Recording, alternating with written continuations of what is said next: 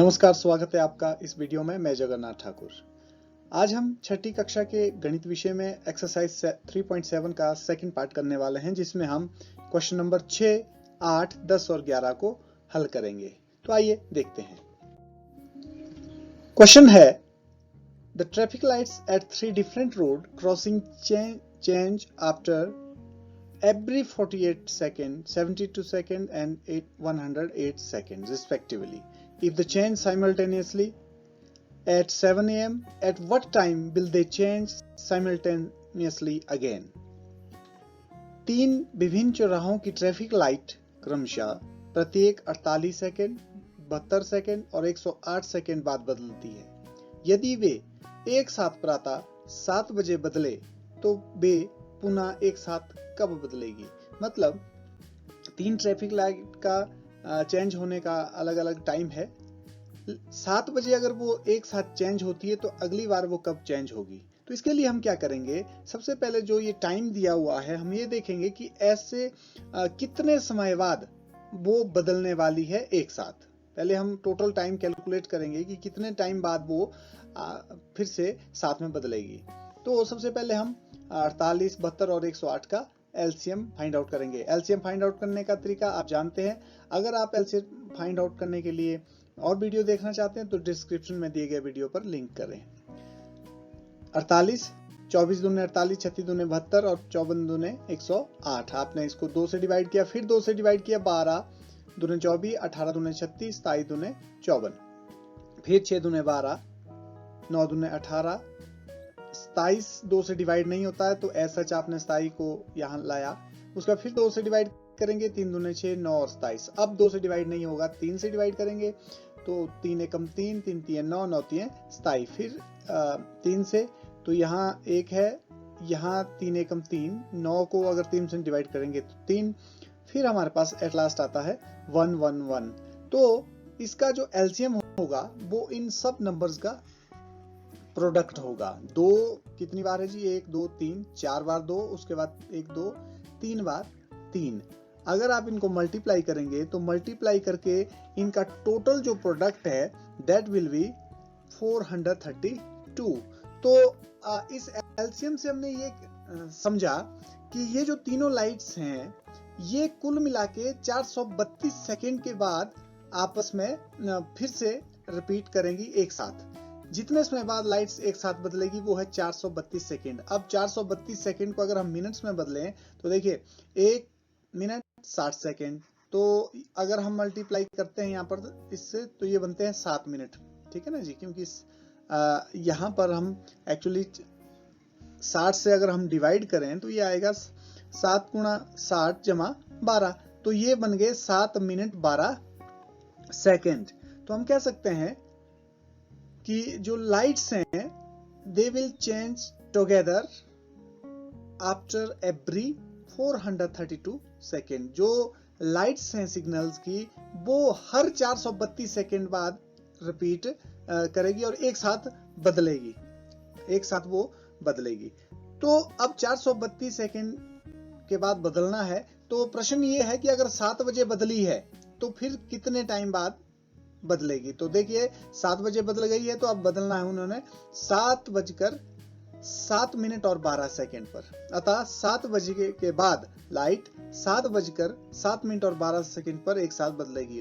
Lights will change simultaneously again on 7:12 AM after 7। 7 बजे के बाद 7 बजकर 7 मिनट और 12 सेकेंड पर वो एक साथ बदलेगी। तो इस तरह से ये था क्वेश्चन ट्रैफिक लाइट्स का। अगला क्वेश्चन देखते हैं। Find the least number which when divided by 6, 15 and 18 leaves remainder 5 in each case. आपने वो लीस्ट नंबर, छोटे से छोटी संख्या ज्ञात करनी है जिसको अगर हम 6, 15 और 18 से भाग करें तो वो 5 शेषफल दे हर एक केस में। वह सबसे छोटी संख्या ज्ञात कीजिए जिसे 6, 15 और 18 से भाग देने पर प्रत्येक दशा में 5 शेष रहे। तो इसमें देखिए ये आपके पास 3 नंबर है, 6, 15 और 18। अगर मैं ये कहूं कि ऐसी कौन सी संख्या है जो 6, 15 और 18 को कंप्लीट डिवाइड करती है डिविजिबल है इन तीनों नंबर से, तो वो होगा इनका एलसीएम। तो सबसे पहले हम उस नंबर को फाइंड आउट करेंगे जो 6, 15 और 18 से कंप्लीट डिवाइड होता है। तो उसके लिए क्या करेंगे आप, ऑब्वियसली एलसीएम फाइंड आउट करेंगे। तो एलसीएम देखिए 6, 15, 18 का एलसीएम मैंने कैलकुलेट किया है यहाँ पर। तो 3 दूने 6, 15 का 15 और 9 दूने 18, फिर 3 एकम 3, 5 दिए 15 और 3 दिए 9, फिर 1 से यहाँ 1 ही आएगा और यहाँ 5, यहाँ फिर से 1। तो इस तरह से इन तीनों नंबरों को अगर हम देखें तो इनका जो एलसीएम है वो होगा 90। आप एलसीएम कैलकुलेट कर सकते हैं इनका, जैसे 6, 15 और 18 का टोटल जो एलसीएम होगा वो 90। तो हम ये कह सकते हैं ये जो 6, 15 और 18 तीन संख्याएं दिए हुए हैं, इनसे एग्जैक्टली डिविजिबल होने वाला जो छोटे से छोटा नंबर है वो है 90। वो 90 कहां से आया, हमने ये जो एलसीएम लेके इनका एलसीएम लिया तीनों नंबर का। तो आप मल्टीप्लाई करेंगे अगर 2, 3 एंड 5, तो आप देखेंगे 2, 3, 6, 3, 18, 5, 90। तो इनका एलसीएम आ गया 90। सो 90 एक ऐसी संख्या है जो तीनों को कंप्लीट डिवाइड करती है, लेकिन हमें 5 रिमाइंडर चाहिए। तो इसका मतलब हम क्या करेंगे, उस 90 में 5 ऐड करना पड़ेगा, क्योंकि वो 5 अधिक होना चाहिए। तो 90 तो कंप्लीट डिवाइड होगा, 5 उसमें जोड़ना पड़ेगा। तो रिक्वायर्ड नंबर जो होगा विल बी 5 मोर देन 90। उस 90 में हम 5 जोड़ेंगे तो हमारे पास कौन सी संख्या मिलेगी, फिर रिक्वायर्ड नंबर कौन सा होगा। इसलिए अविष्ट जो संख्या होगी वो होगी कितनी जी, 95। हमने 90 में 5 जोड़ा, क्योंकि 90 कंप्लीट डिवाइड होता तीनों नंबर से। अब 5 रिमाइंडर चाहिए तो इसमें 5 हम ऐड कर देंगे। तो 90 + 5, 95 ये नंबर है। Next question, find the LCM of following numbers 9, 4, 12 and 5. Observe a common property in the obtained LCM. Is LCM the product of two numbers in each case?